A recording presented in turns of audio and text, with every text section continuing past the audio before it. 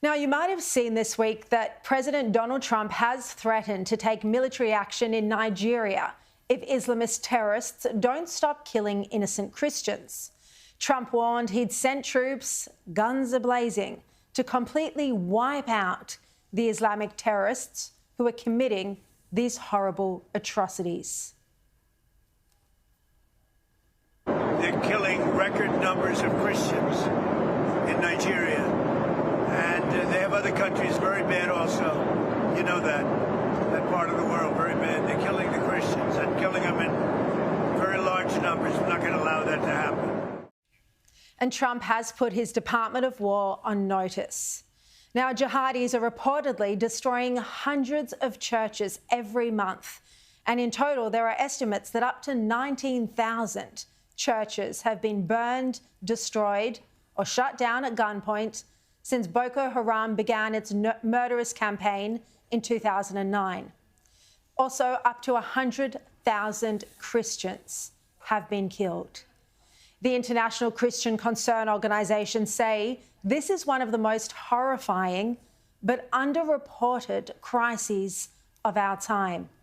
And the group warns that Boko Haram, Islamic State West Africa and Fulani militants have together, and I quote, turned entire regions into blood-soaked killing fields, scattering the faithful and hollowing out once thriving Christian communities. Meanwhile, anti-Semitic pro-Gaza protesters receive wall-to-wall media coverage. Yet the media cannot be bothered to cover a real genocide occurring against Nigerian Christians. And this is absolutely valid criticism. And commentator Bill Maher made the same point just 2 weeks ago.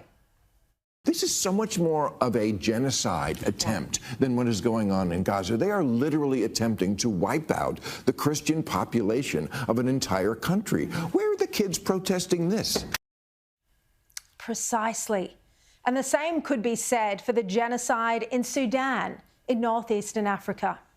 NBC News reports that in the past 2 days, the blood has been visible from space as bodies pile up from a slaughter.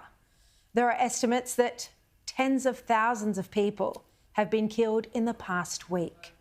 Aid agencies in Sudan sounding the alarm, warning hundreds of thousands of people are in grave danger in and around a key city in the region of Darfur, in the midst of a brutal civil war. Disturbing scenes emerging in videos on social media, showing summary executions by a powerful paramilitary force known as the RSF. Its troops taking control of the city of Al-Fasher in northern Darfur Sunday. Since then, reports of human rights abuses and civilians being executed in the city. And in total, there are media reports that up to 150,000 people have been killed since April 2023. So yes, in Sudan, there's an actual genocide, public executions, mass killings, visible from satellite images and reports on the ground. Spiked Online political editor Brendan O'Neill writes that 2025 will go down in history as the year the world chased a fake famine in Gaza and ignored a real one in Sudan. US Secretary of State Marco Rubio also spoke about the misuse and politicization of the word genocide earlier this year. In an era in which the term genocide has been misappropriated to almost a global slander, an international slander, this is a real genocide. By its very definition, this is a real genocide. This is the ethnic targeting of specific groups for extermination, for elimination. Over the past 2 years, we've seen leaders give moral cover to protests around the world about claims of a genocide in Gaza. Now, a genocide is the intentional, as Marco Rubio just said, the intentional destruction of a national, ethnic, racial or religious group. Now, these claims against Israel were false. Israel took more precautions than any army in history to avoid Palestinian civilian casualties, including leaflet drops and text messages warning civilians before military action. And the preliminary figures from Israel suggest that the civilian casualty ratio was extremely low. And if there was any genocide in the Middle East, it was Hamas and other Palestinian terror groups intent on wiping out Jews and Israel entirely. But now we're witnessing devastating atrocities in Nigeria and Sudan. Yet there's been barely a peep from international aid organisations, activists, the United Nations or political leaders. Their outrage, if expressed at all, is muted. Certainly, we've seen no global protests, no student encampments, no votes at the United Nations, no obsessive coverage in the media.